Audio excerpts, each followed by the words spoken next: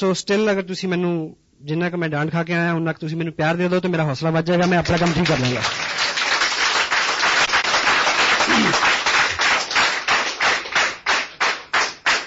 Thank you. इतना ज्यादा भी नहीं कि मैं पंजाबी चल रही है, अच्छा पता नहीं मन करता। सो परिचय, मेरा नाम सतीश पंडित है और जो 30 तारीख गई है नवंबर की, इस 30 तारीख को मैंने 2nd एनिवर्सरी अपने इस बिजनेस की सेलिब्रेट की है। 2 साल मेरे को इस बिजनेस में हुए। बेसिकली जो मेरा प्रोफेशन है वो लैंडस्केप का है। बीइंग जर्नलिस्ट मैंने 11 साल काम किया और ईश्वर की बड़ी कृपा रही और बुजुर्गों का बड़ा आशीर्वाद रहा कि जिंदगी में वो सब अनुभव किए जिसको लेके आदमी के अंदर बहुत तलब होती है, ख्वाहिश होती है। मेरे पेरेंट्स ने, मेरे फादर ने स्पेशली मेरे को सबसे बड़ी जो चीज दी वो ये कि मेरे को गलतियां करने का पूरा मौका दिया। मेरे को पकड़ा नहीं, कहा नहीं कि ये कर और ये मत कर।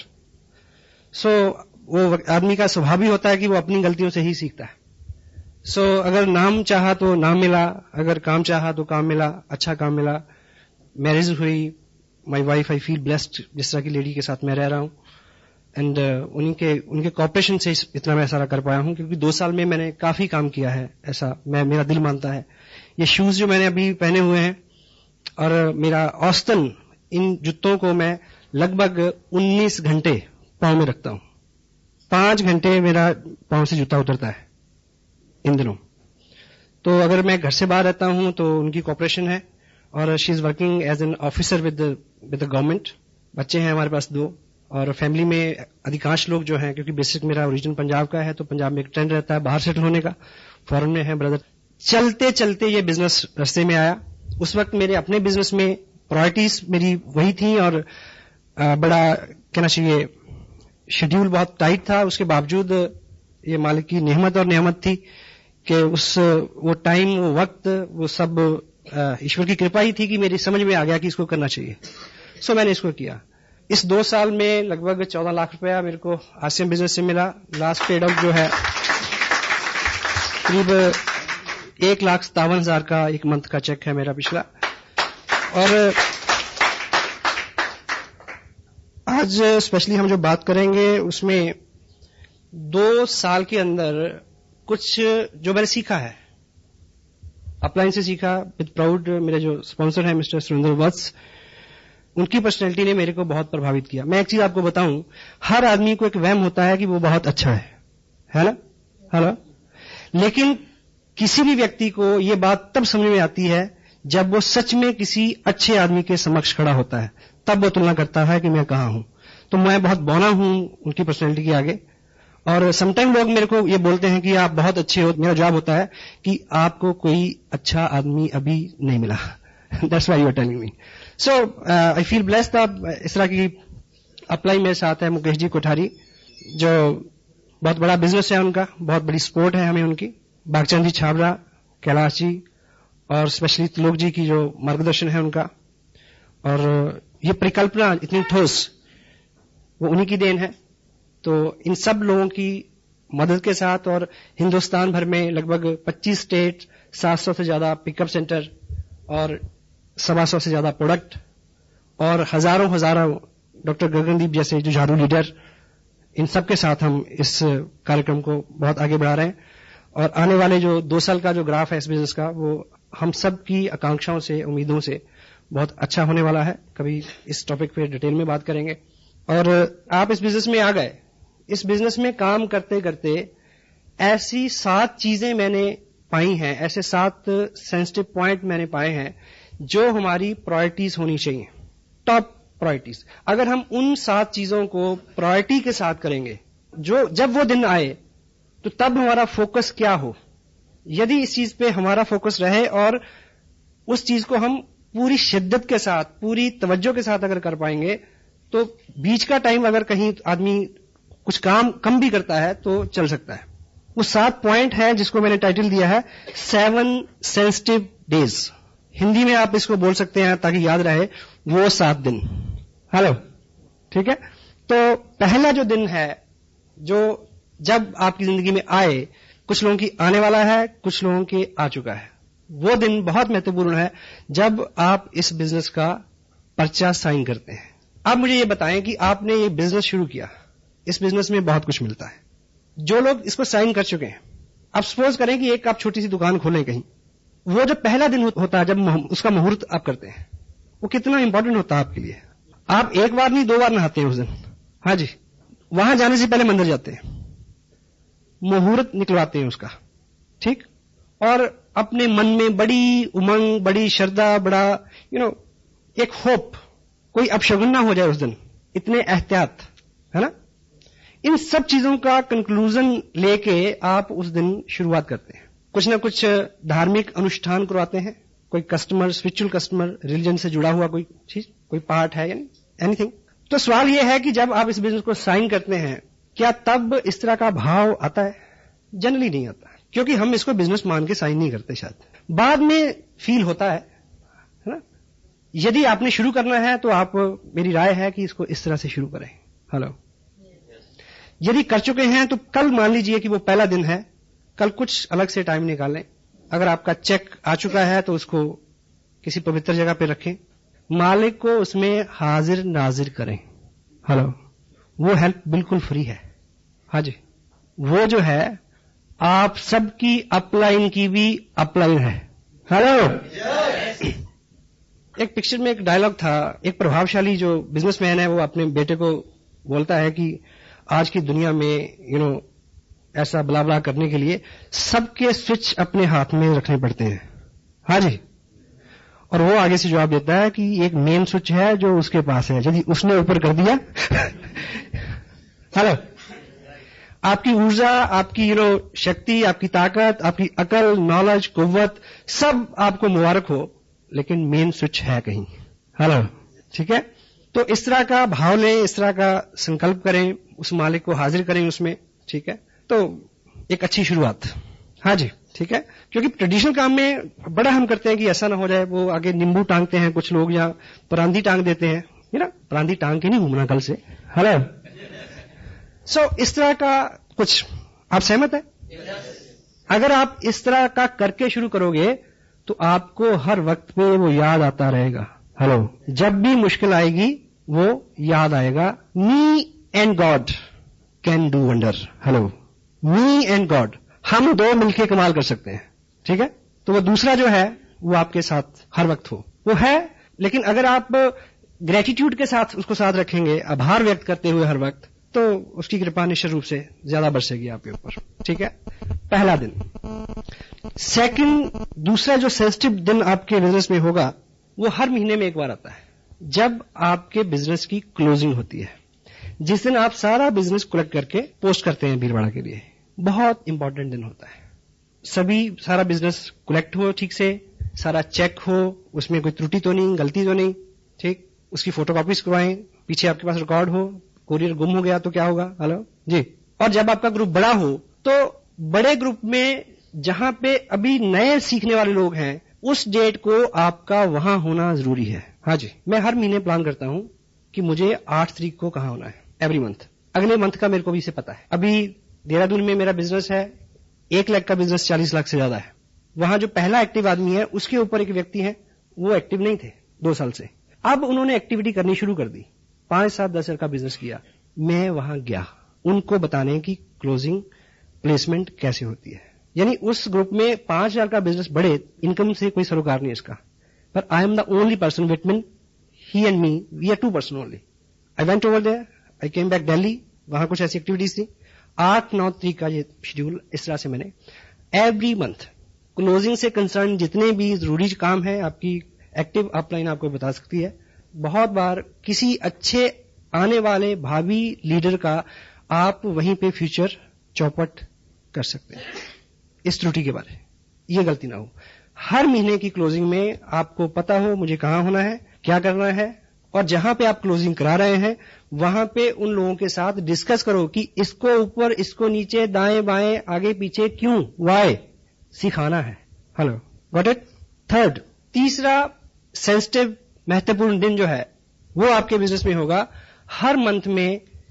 आपने बिजनेस भेज दिया, उसके बाद एक डेट होती है जिस दिन बिजनेस फाइनल होता है।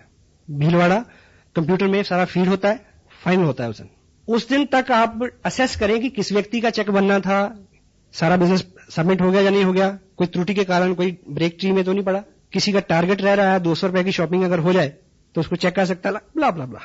बहुत इंपॉर्टेंट, संपर्क में रहे आप नए लोगों के, ये हर मंथ में आने वाले दिन है। Fourth one is big event.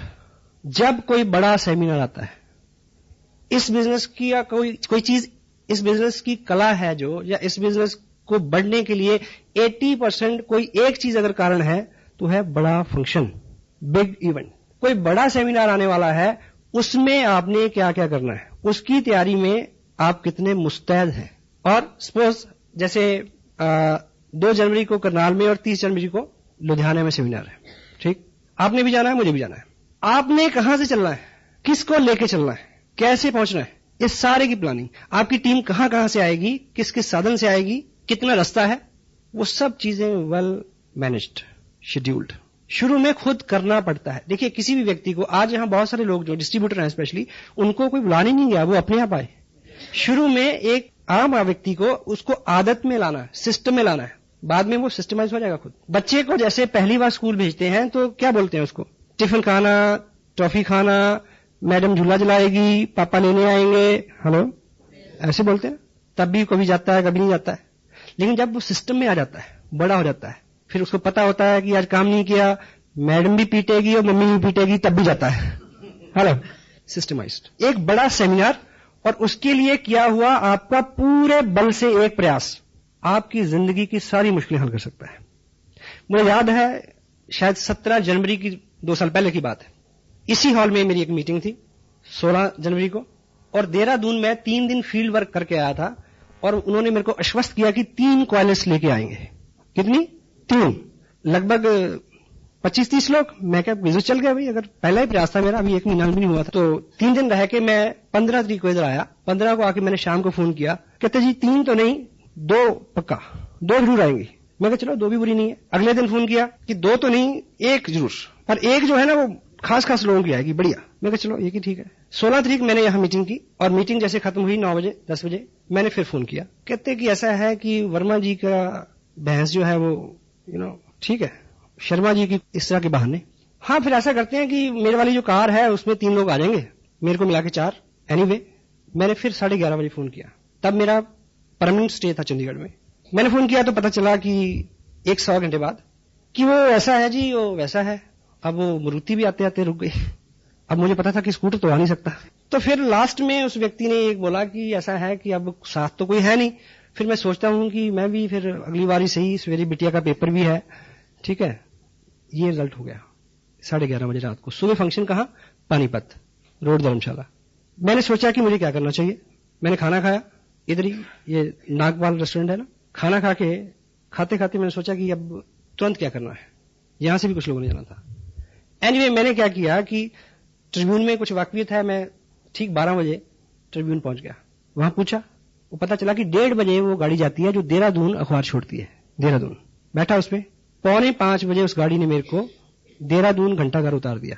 मैंने वहां जाके फोन किया, उस व्यक्ति को लगा, उसने इस तरह से जवाब दिया, हाँ आप हो आओ, हम फिर अगली बार देखेंगे। उसको लगा कि चंडीगढ़ से बोल रहा है। मैंने बोला कि घंटाघर से बोल रहा हूं, आ जाओ। निकल गए।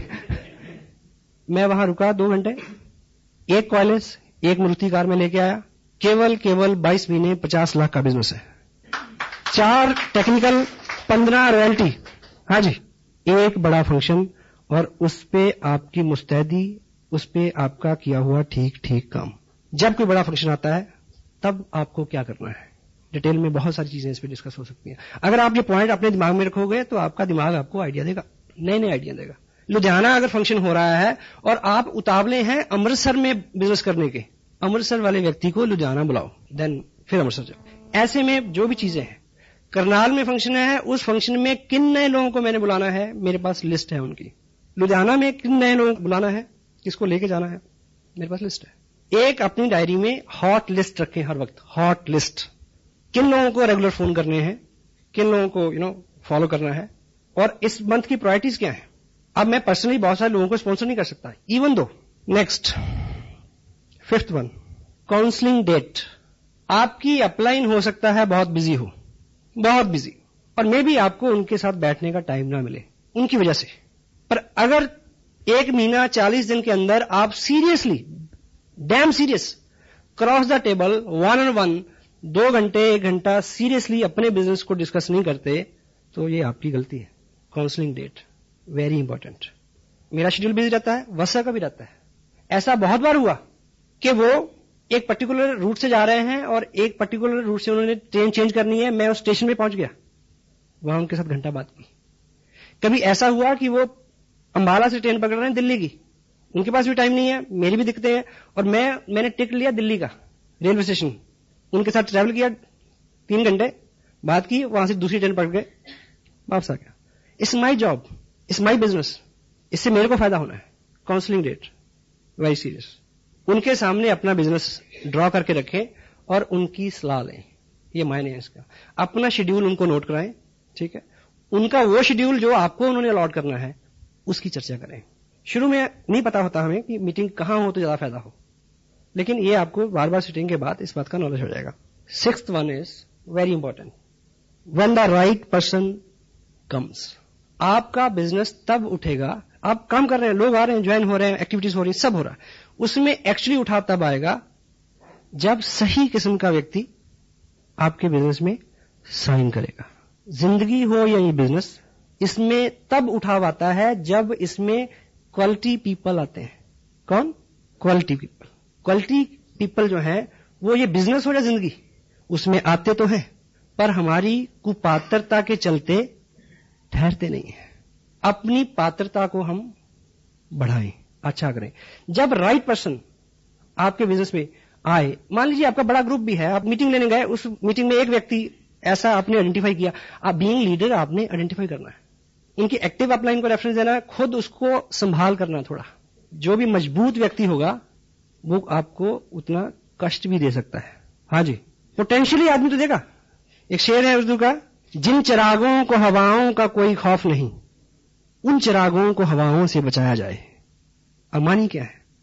डायरेक्टली रिलेट नहीं करेगा इस बात से, पर इसको समझे क्या कहना चाहता है शायर। जिन चिरागों को हवाओं का कोई खौफ नहीं, उन चिरागों को हवाओं से बचाया जाए। यानी जिनको खौफ है, जो कमजोर हैं, वो तो जैसे हवा चलेगी बुझ जाएंगे। जो बेखौफ हैं, यानी जो ताकतवर हैं, हवा चलने से वो आग लगा देंगे, उनको बचाने की जरूरत है। सो जो ताकतवर व्यक्ति है, जो पोटेंशियल पर्सन है, जब वो आपके बिजनेस में आता है तो उसकी संभाल जो है बहुत जरूरी। वो आपको हार्डशिप दे सकता है, सहमत है आप? और पोटेंशियल पर्सन जो होता है उसके साथ व्यवहार को लेके, काम को लेके, सब चीजें बहुत सदी हुई होनी चाहिए। और ऐसे व्यक्ति के आगमन पे अपनी अपलाइन को काउंसिल करें, उनकी हेल्प लें। मे बी तब आपका स्टेटस उस दर्जे का ना हो, मे बी आपकी पर्सनैलिटी अलाइज ना करती हो वहां पे, maybe, then take proper help, उसकी संभाल। Got it? यस। और अपने ग्रुप में हमेशा इस चीज को कोशिश करें आइडेंटिफाई करने की, कौन लोग आ रहे हैं, कैसे लोग आ रहे हैं, किसका क्या बैकग्राउंड है, किसका क्या एक्सपीरियंस है, ठीक है। कोई आदमी अच्छे से काम कर रहा है, मे बी आपका एक डिस्टेंस ग्रुप हो यहां से 200 किलोमीटर दूर, वहां पे औसतन 30-40 हजार का बिजनेस आता है, ठीक है। आप उसको वॉच करें, कभी चेक करें कि एक महीने एक ही व्यक्ति ने 20-25 लोगों को ज्वाइन कराया, ये घंटी है, हेलो, अलर्ट हो जाए वहां पे। अगर उस व्यक्ति को संभालिए, क्योंकि जो लोग 40,000 का बिजनेस आपको भेज रहे हैं पिछले 6 महीने से, वो यूजर है, हेलो, वो कस्टमर है, अल्टीमेट पर्सन नहीं है।